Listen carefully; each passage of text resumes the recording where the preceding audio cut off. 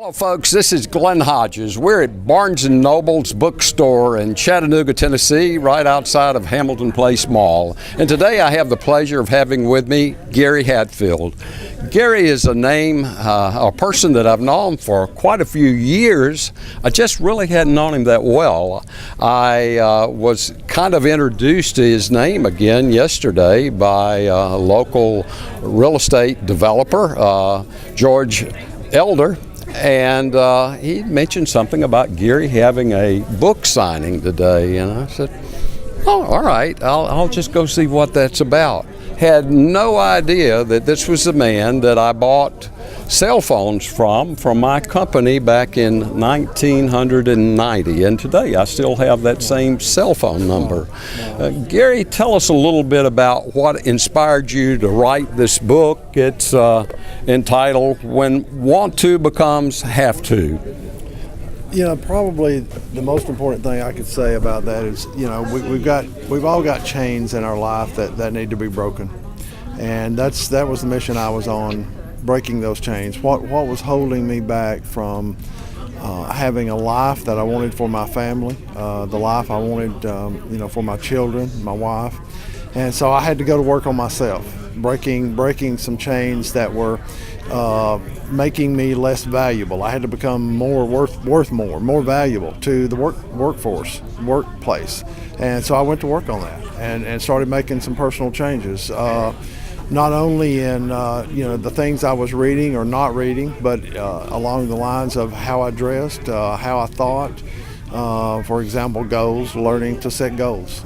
What do goals do for you? Goals, I believe, level the playing field. If you don't have the education, if you don't have the money, you don't have the income, what can you do to level the playing field? And I believe goals do that. When you have goals, it centers your focus. It changes what you think about, and what that's really doing is it's opening your mind up, to what's possible. If you write your goals down, it's going to do a number of things. One is it's going to make you hear things that you've never heard before. It's going to make you see things you've never seen before.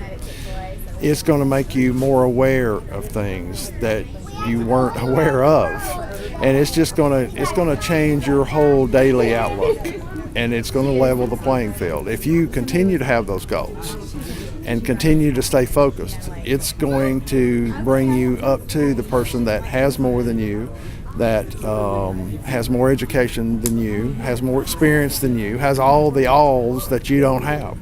But if you continue to press on with those goals, I believe it will change your life. It will change anybody's life. It changed my life for sure. Do you think that maybe you visualized obtaining those goals before you reached them?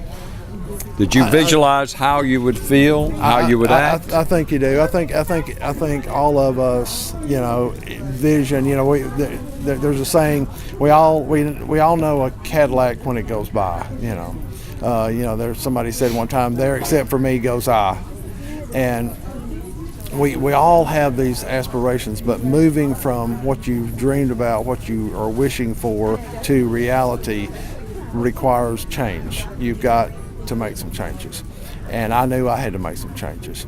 I didn't have the friends that were lifting me up, so I had to change my friends. That's just one little small piece of that puzzle, is changing the friends that you're around. Who are you around? What are they doing for you? Are they lifting you up, pulling you down, or holding you back? Are they encouraging you or discouraging you? So just those small little things that are subtle, they seem subtle, but very impactful. Would you kind of relate it to sports? Say, for example, playing golf. What if you played every week with people that played on the same level that you played? Would you get any better? No, you wouldn't. So what you're saying is you need to play with those that may be at a level that you want to get to? Right. If you're the smartest guy in the room, you probably need to... need some more? You need to find another room.